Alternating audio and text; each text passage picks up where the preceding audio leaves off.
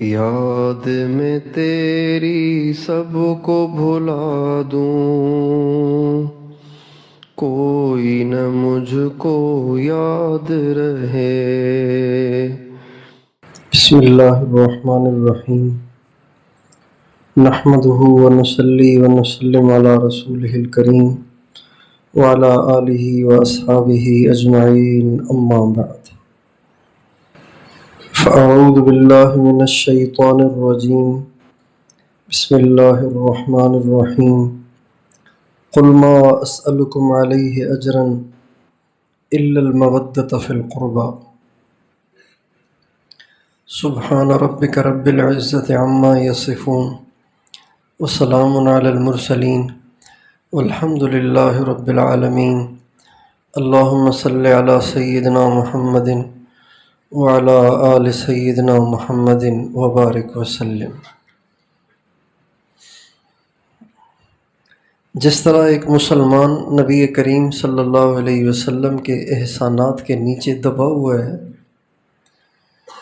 اسی طرح ہم سب مسلمان نبی کریم صلی اللہ علیہ وسلم کے خاندان اور آپ کے طیب اور طاہر اہل بیت کے احسانات تلے بھی دبے ہوئے۔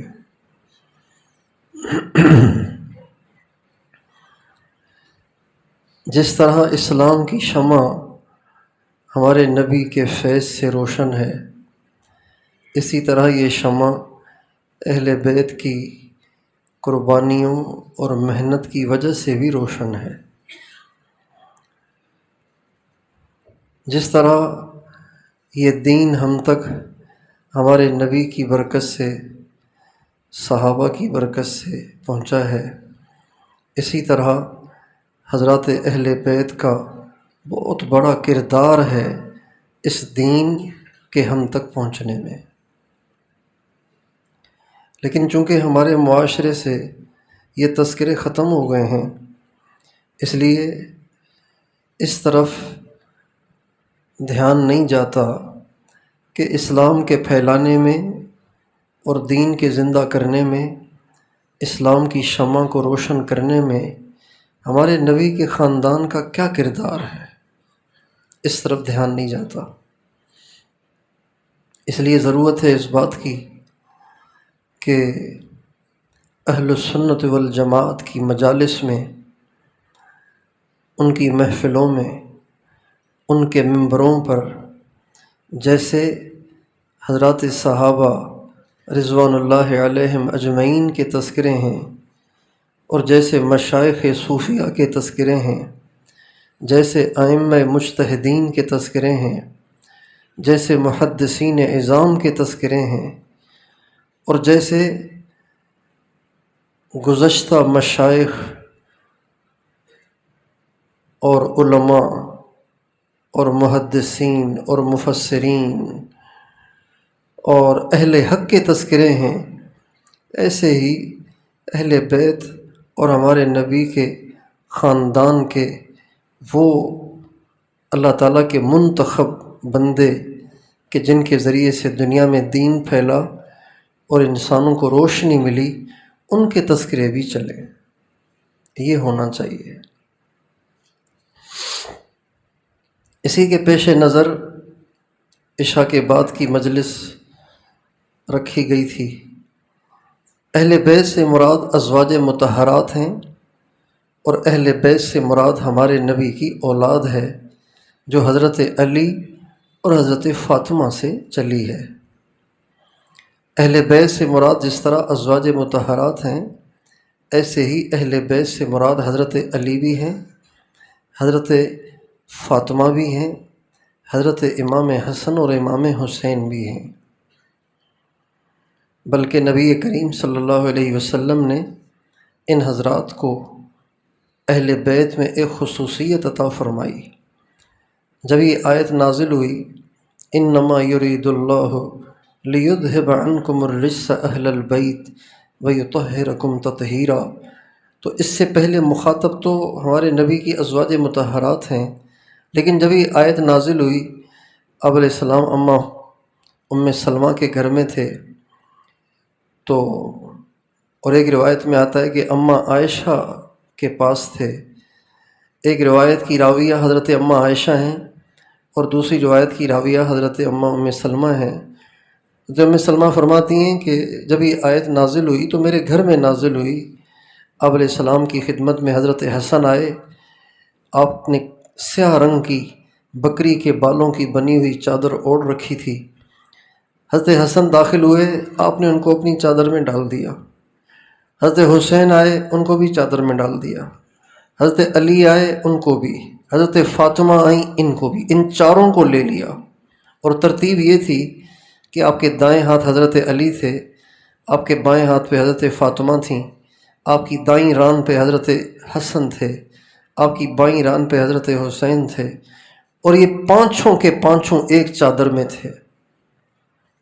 اور ایک روایت میں کہ حضرت جبریل بھی اس چادر میں آ گئے تھے، حضرت میکائیل بھی اس چادر میں آ گئے تھے۔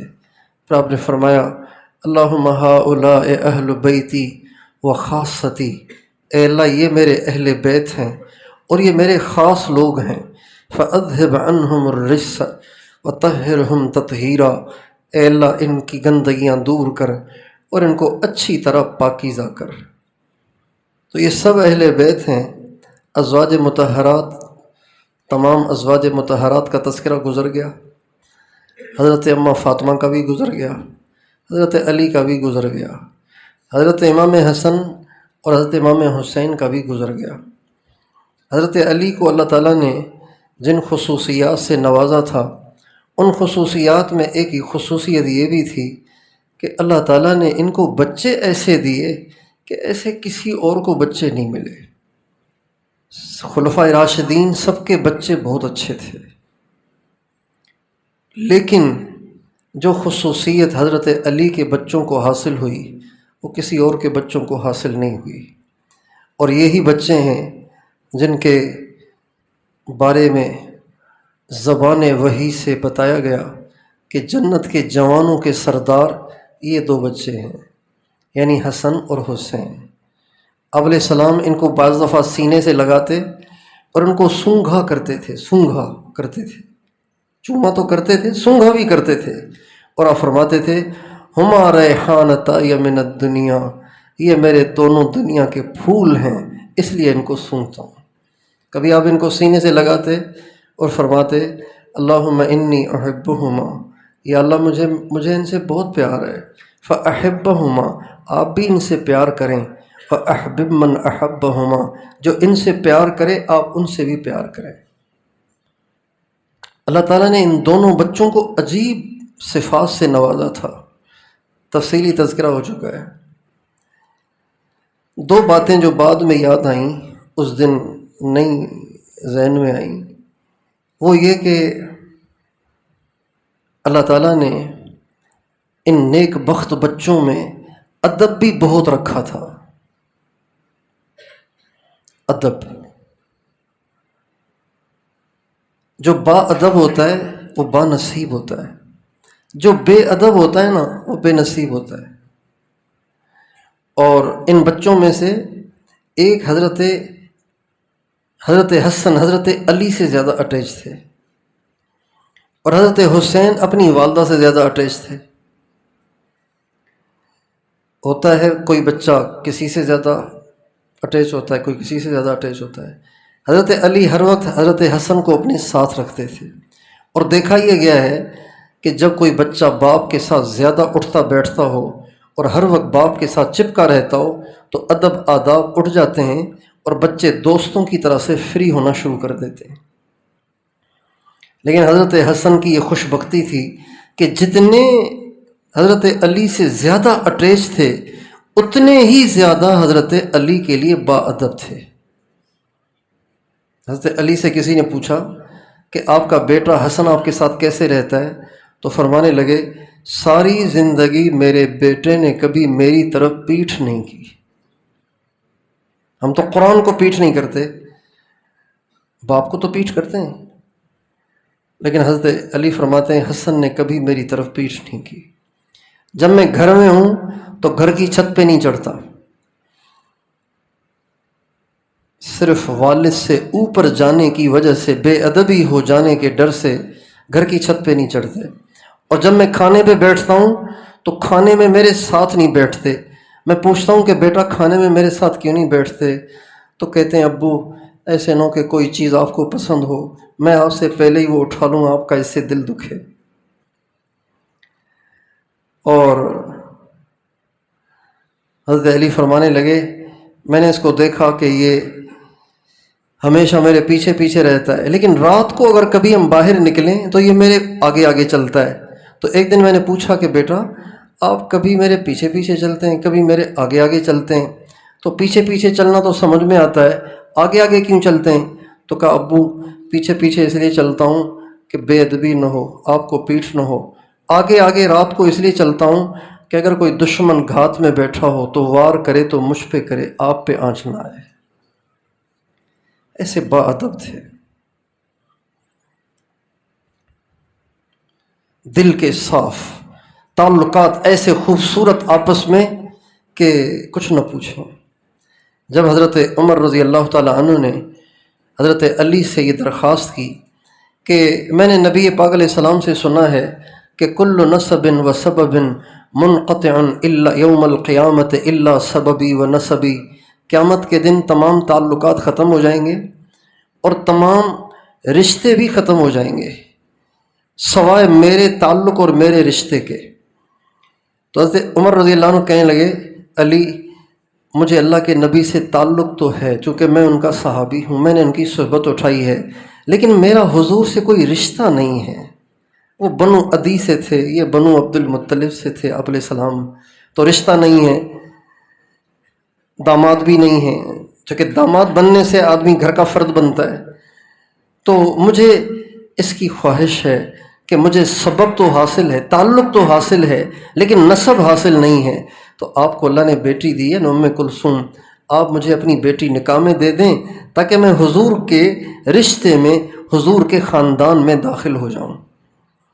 حضرت علی کہنے لگے امیر المومنین میں نے اپنی ساری بچیاں اپنے بھائی جعفر کے بچوں کے لیے روک کے رکھی ہوئی ہیں، اس کے بچے بڑے ہوں گے تو میں اپنی بچیاں ان کو دوں گا، اس لیے کہ میرے بھائی جعفر کے بچے یتیم ہیں اور تو کوئی ان کا ہے نہیں سرپرست، تو لہٰذا میرا ارادہ یہ ہے کہ میری ساری بچیاں میرے بھتیجوں کے گھر میں ہوں۔ حضرت عمر کہنے لگے علی دنیا میں مجھ سے زیادہ اچھا سلوک آپ کی بیٹی کے ساتھ کوئی نہیں کرے گا، ان کے رشتے ہو جائیں گے لیکن آپ مجھے محروم نہ کریں۔ چنانچہ حضرت علی نے کہا بہت اچھا۔ حضرت حسن سے کہا حسن اٹھو جاؤ امیر المومنین کا نکاح کرو جا کے۔ تو حضرت حسن کہنے لگے ابو ہمارے گھر میں تو یہ طے ہوا ہے نا کہ صرف حضرت جعفر کے بچوں کو دینا ہے، تو اب دیکھ لیں طے شدہ چیز ہے ایک۔ جب حضرت علی کو جواب دیا نا انہوں نے تو حضرت علی غصے میں کھڑے ہو گئے، جب اٹھ کے جانے لگے نا تو حضرت حسن نے آپ کا دامن پکڑ لیا اور کہا لا صبر علی فراقک یا ابت، ابو دنیا کی ہر تکلیف سہ سکتا ہوں لیکن آپ کی دوری مجھ سے برداشت نہیں ہوگی، جیسے آپ کہیں میں ویسے کرنے کو تیار ہوں۔ چنانچہ والد گرامی کے حکم پہ اٹھے اور حضرت عمر کا نکاح اپنی بہن سے انہوں نے کر لیا۔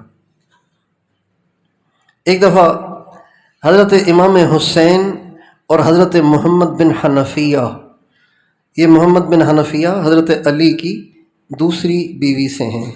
حضرت علی نے حضرت فاطمہ کی زندگی میں کوئی شادی نہیں کی، حضرت فاطمہ کے انتقال کے بعد انہوں نے دوسری شادی کی، چونکہ حضرت فاطمہ کے ساتھ دوسری بیوی کو جمع کرنے پہ حضور راضی نہیں تھے، اور حضور اس لیے راضی نہیں تھے کہ حضرت فاطمہ راضی نہیں تھی، اور آپ فرماتے تھے من آذاہا فقد آذانی، جس نے میری فاطمہ کو تکلیف دی اس نے مجھے تکلیف دی، اس لیے علی کو دوسرا نکاح نہیں کرنا چاہیے۔ چنانچہ حضرت علی نے پھر حضرت فاطمہ کے انتقال تک دوسرے نکاح کا کبھی سوچا بھی نہیں۔ تو یہ جو حضرت محمد ہوئے نا ہمارے حضرت علی کو، یہ حنفیہ سے ہوئے۔ کتابوں میں لکھا ہے کہ یہ حنفیہ جو عورت ہے بنو حنیفہ سے، یہ اصل میں سندھ کی رہنے والی تھی، سندھ کی رہنے والی تھی، ان سے بیٹے ہوئے حضرت محمد۔ تو ایک دفعہ ان دونوں بھائیوں میں کسی بات پہ رنجش ہو گئی، حضرت امام حسین حضرت محمد بن حنفیہ میں۔ ایک دن گزر گیا، دوسرا دن گزر گیا، جب تیسرا دن پورا ہونے کے قریب ہوا تو حضرت محمد بن حنفیہ نے حضرت امام حسین کو خط لکھا اور کہا بھائی جان، ہمیں ناراض ہوئے ہوئے ہماری رنجش کو 3 دن پورے ہونے والے ہیں، 3 دن سے زیادہ تو جدائی جائز نہیں ہے، لیکن بات یہ ہے کہ اگر میں آ جاؤں گا نا آپ کو منانے کے لیے تو پھر جو پہل کرے گا اس کو زیادہ اجر ملے گا، جبکہ آپ کا اللہ کے ہاں درجہ بڑا ہے، اس لیے میرا خط پہنچتے ہی جلدی سے مجھے منانے آ جائیں تاکہ زیادہ اجر آپ کو ملے، اس لیے کہ آپ بڑے ہیں مجھ سے، آپ کا درجہ مجھ سے بڑا ہے۔ چنانچہ حضرت امام حسین حضرت محمد کا خط پہنچتے ہی بھاگ کے آئے اور آ کے بھائی سے گلے مل لیے اور آپس میں صلح کر لی۔ عجیب و غریب صفات کے مالک ہیں یہ سب۔ عبادت کا مزاج۔ حضرت امام حسین مسلسل روزے رکھتے تھے اور 25 حج کیے پیدل، 25 حج پیدل کیے، سواری پہ سوار نہیں ہوئے، پیدل حج کیے۔ نیکی کا جو بھی میدان ہو آپ کو ان میں ہمارے نبی کے شہزادے آگے آگے نظر آئیں گے، پیچھے نظر نہیں آئیں گے۔